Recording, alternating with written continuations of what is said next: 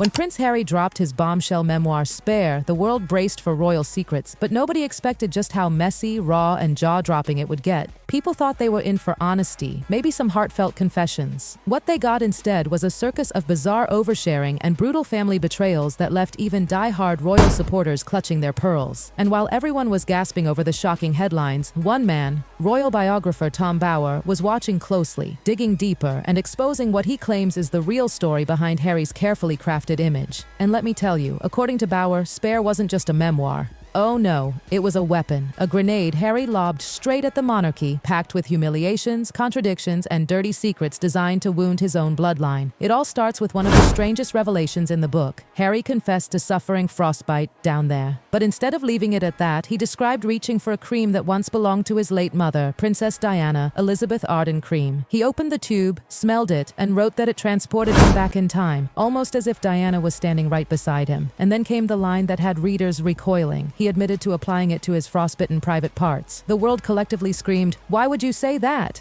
It was too much, way too intimate, and frankly unnecessary. But Harry stood by it. No regrets, he claimed. Not about this, not about anything he put in that book. Tom Bower, however, saw this bizarre confession as a warning sign. This wasn't just oversharing, it was strategy. A man willing to sacrifice dignity, even his own, for shock value. A prince determined to make headlines, no matter the cost. And this was only the opening act. Because Spare wasn't just Harry embarrassing himself. The real sting came from the grenades he lobbed at his family. He painted Prince William as violent, Kate as cold and unsupportive, Camilla as scheming and dangerous, and even his father, King Charles, as distant and weak. And as if that wasn't enough, he widened the attack to Britain itself, declaring not just the monarchy but the entire country to be racist. Tom Bower didn't mince words. He called these passages the most dreadful things ever written by a royal about their own flesh and blood. This wasn't a slip of the pen. This was deliberate. Harry wasn't just telling his truth. He was dismantling the institution that raised him. Each chapter chipped away at the crown's image, reshaping how millions around the world viewed the monarchy. And if the memoir was the strike, then Harry's carefully staged visits to Britain became the performance. According to Bower, Harry perfected the art of fake reconciliation. He planned his tours with precision, making sure to look like a peacemaker. He donated a whopping £500,000 to charities, though Bower says he didn't even have the money to give. He convinced reporters he wanted peace, persuaded King Charles to grant him a last-minute private meeting, and promised a fresh start, complete silence. But it was all smoke and mirrors. Days later, Harry popped up in Ukraine, smiling for the cameras, declaring his conscience clear, saying he had no regrets. Instead of apologizing to his family, he demanded they apologize to him. For Bower, this is Harry's true game. Polished performances followed by betrayal the second the spotlight shifts, a strategy built on contradiction. When asked to sum Harry up in one word, Tom Bower didn't hesitate.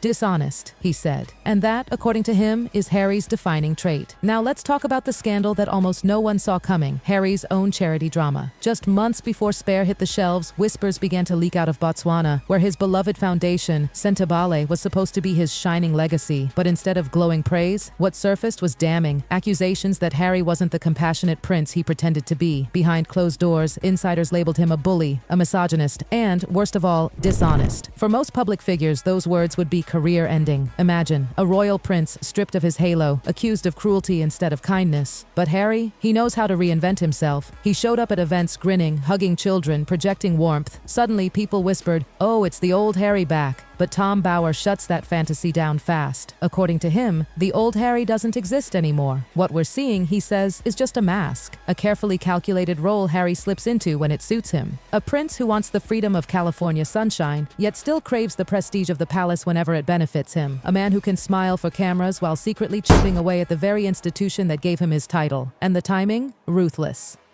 Because let's not forget, this isn't the monarchy's strongest moment. Princess Kate is quietly battling health struggles. King Charles, too, is unwell. Prince William and Kate are still finding their rhythm as the future king and queen. The whole institution is fragile. It's wobbly. And right in the middle of this vulnerability, who swoops back in, perfectly staged with charity donations and photo ops? Harry. But Bower says don't be fooled. Those smiling appearances may look harmless, but the damage they leave behind is enormous. Together, Harry and Meghan have managed to do more harm to the monarchy in just 4 or 5 years than its enemies managed in centuries. Think about that. Wars, abdications, betrayals. The monarchy survived it all. Yet here come Harry and Meghan, armed with interviews, documentaries, memoirs, and endless complaints, leaving cracks in the crown that may never heal. And here's where it gets even more twisted. Harry seems to believe that money and good press buy him the right to keep tearing into his family. He donates funds he can't afford, smiles for the cameras, and then acts like he's earned a license to keep undermining the monarchy. To Bauer, this isn't clumsy, it's deliberate. A strike aimed directly at a family already weakened by illness and uncertainty. But what about Meghan in all this? For years, the Sussexes were a united front, the rebels who walked away from royal life, the California couple redefining what it meant to be royal. But lately, Tom Bauer argues the cracks are showing. Meghan's career hasn't exactly soared. Netflix deals have wobbled, lifestyle ventures have stalled, and projects meant to cement her star power have fizzled. And in the middle of this, Harry has been edging away, subtly presenting himself as his own man, with his own causes. But don't be fooled. This so-called independence comes with its own problems. Meghan still needs Harry's royal bloodline to keep her relevance alive. Harry, meanwhile, seems torn, using Meghan as a shield at times, but also distancing himself from her faltering brand. It's a messy dance, and Bauer drops the sharpest question of all. Who's the real spare now? Is Harry just Meghan's backup in her Hollywood ambitions? Or is Meghan the spare to Harry's lingering royal identity? Either way, the fairy tale couple who once branded themselves as unstoppable are, in Bauer's words, lost souls in Montecito, drifting, searching, struggling for purpose. And in their desperation, their actions only keep stabbing deeper wounds into the monarchy they claim to despise. And then came the Oprah interview. Oh, the interview that shook the palace walls like an earthquake. Meghan sitting there in that black and white dress, framed under Oprah's sympathetic gaze. It was marketed as a moment of truth. But Tom Bauer insists it was nothing of the sort. To him, it was theater, carefully staged, strategically scripted, designed to deliver maximum pain. In that interview, Meghan made 17 claims that Bauer flat out describes as inaccurate. 17, and yet the effect was instant and catastrophic. Overnight, the monarchy wasn't seen as a dignified institution anymore. It was seen as racist, cruel, cold-blooded. Meghan had recast centuries of tradition in a single broadcast, and Harry, standing by her side, endorsed every word.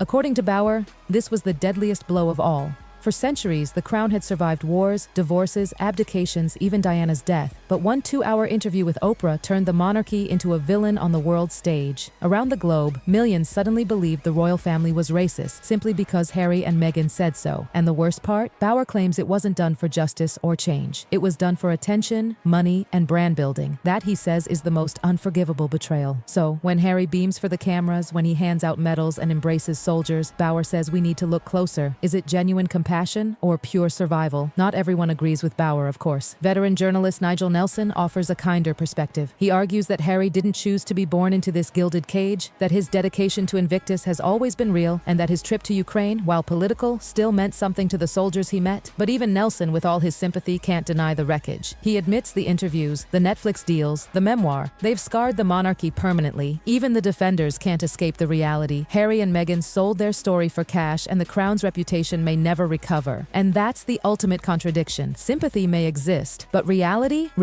is cruel. Which brings us back to the word spare, the title Harry chose to sum up his life.